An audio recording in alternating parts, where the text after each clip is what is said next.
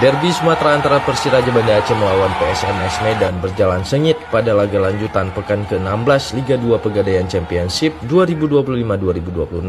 Pertandingan yang berlangsung di Stadion Haji Dimurtala Lempinu Banda Aceh malam tadi berakhir dengan kemenangan tim tamu PSMS Medan dengan skor 1-2. Laga yang dipimpin wasit asing asal Jepang, Yudai Yamamoto, diawali dengan dominasi tuan rumah.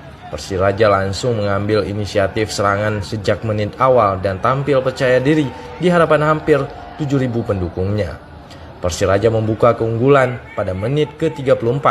Berawal dari situasi tendangan penjuru, bola muntah berhasil dimanfaatkan oleh pemain asing asal Spanyol, Juan Mera Gonzalez, yang melepaskan tembakan melengkung ke gawang PSMS.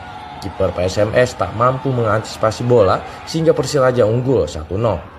Namun dalam situasi menyerang membuat Persiraja lengah, PSMS berhasil menyamakan kedudukan pada menit ke-43 melalui skema serangan balik. Dani Saputra lolos dari jebakan offset dan sukses mencetak gol penyeimbang. Memasuki babak kedua, PSMS tampil lebih efektif. Pada menit ke-59, tim berjuluk Ayam Kinantan itu berbalik unggul 2-1 lewat umpan terobosan yang kembali berujung gol dari skema serangan cepat dicetak oleh Adlin Cahya. Persiraja berupaya keras menyamakan kedudukan dengan terus menggempur pertahanan PSMS. Namun rapatnya barisan belakang tim tamu membuat sejumlah peluang tuan rumah tak berbuah gol.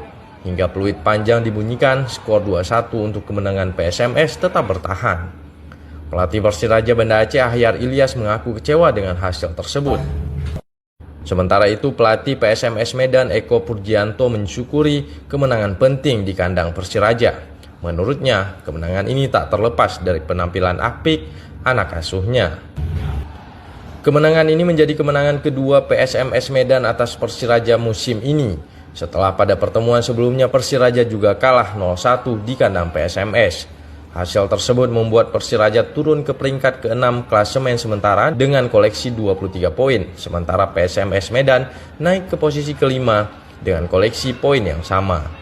Dari Banda Aceh, reporter Munzir Budiana, Pro 3 RRI terus mengudara untuk Indonesia.